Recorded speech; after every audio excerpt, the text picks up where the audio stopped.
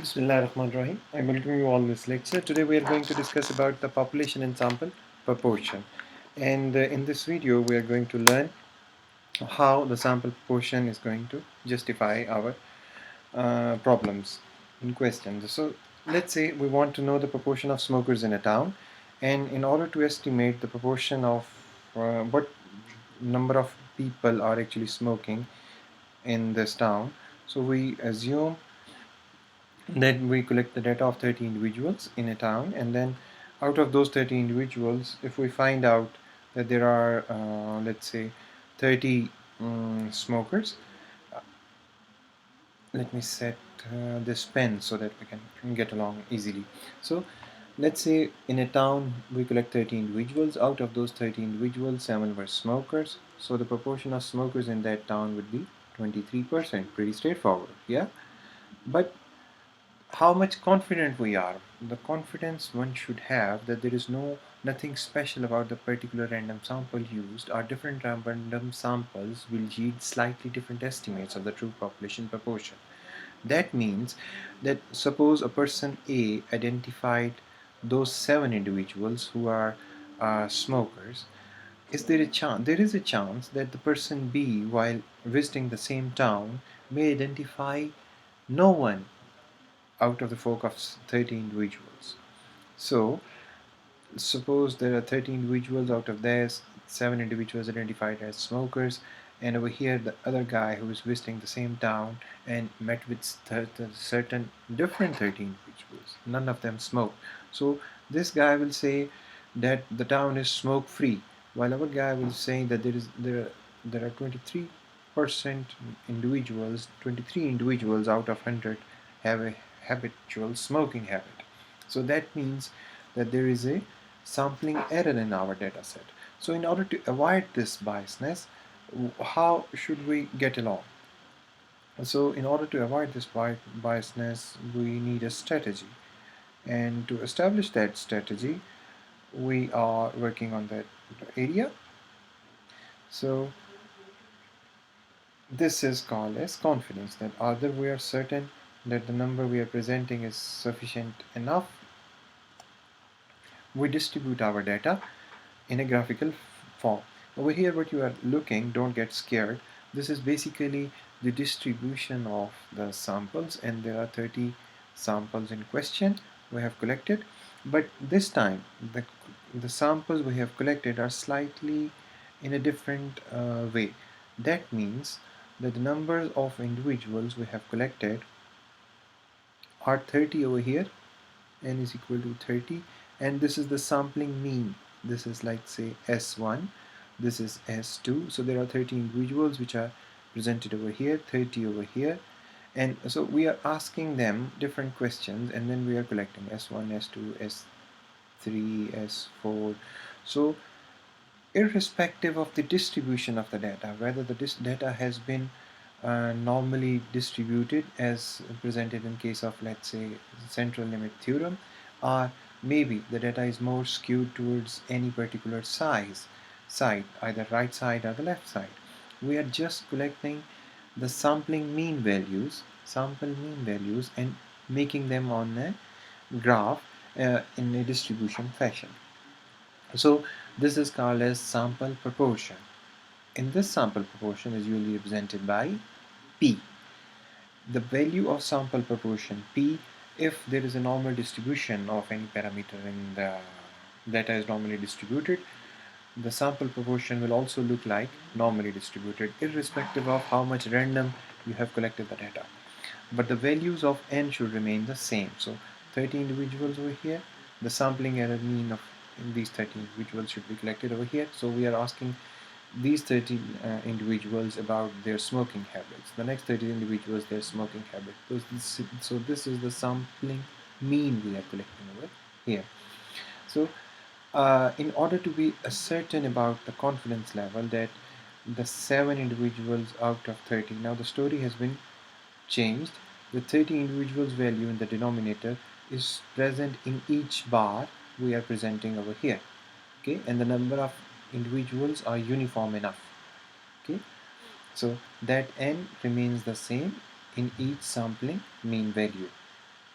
Now, if the distribution is wider, this means that there is a lot of sampling error. That makes sense. This means if our value is close to the mean value, if our value is close to the mean value, let's say this is the mean value, the spreading of this wideness is very low, so the chances of error are limited. The chances of error are limited. Suppose we are talking about the heights of individual and we are collecting the data. If there is not very much big variation in this class, the height data is equally distributed, so the chances of sampling error will be minimum. That makes sense. Next, so how many smokers are actually present in town? In order to establish that with a confidence, we first try to understand this, what you can say, sampling distribution curve. Don't worry about the values, it is pretty straightforward. Over here there is this mean value of our estimates, and the mean value is written with the highest peak value at certain time point. Then we say that there are 1, 2, 3 dispersions or deviations from the mean value. So how far we are from our mean value. This is one standard deviation, this is second, and this is third. The area covered by the distribution is presented by this peak. So we say that 95.4% of the values lie between -2 to +2 standard deviation. From here, look at the red line, to here, the value of whole town population is being addressed under this curve if we are talking about 1 to -2 to +2 standard deviation. So we are far from our core data. And if we are talking about 99%, 0.7%, this is number 3 standard deviation. So this is number 3 standard deviation. But in order to solve that puzzle, don't get scared of the formula. The formula is pretty straightforward. It says the first thing we need to know is the sampling proportion, and we have identified the sampling proportion is 0.23. How? We divide n by 30, that is the number of smokers divided by the total population we have collected. So 7 divided by 30 was the sampling proportion p value we have retrieved. The basic formula is p plus and minus 1.96 into standard error. Now, in order to calculate the standard error, we use this formula, which says sampling proportion square into 1 minus p divided by the numerator value, the number of smokers. The number of smokers in our case is 7, sampling proportion 0.23, and the answer we are getting would be 0.076. This is the standard error value.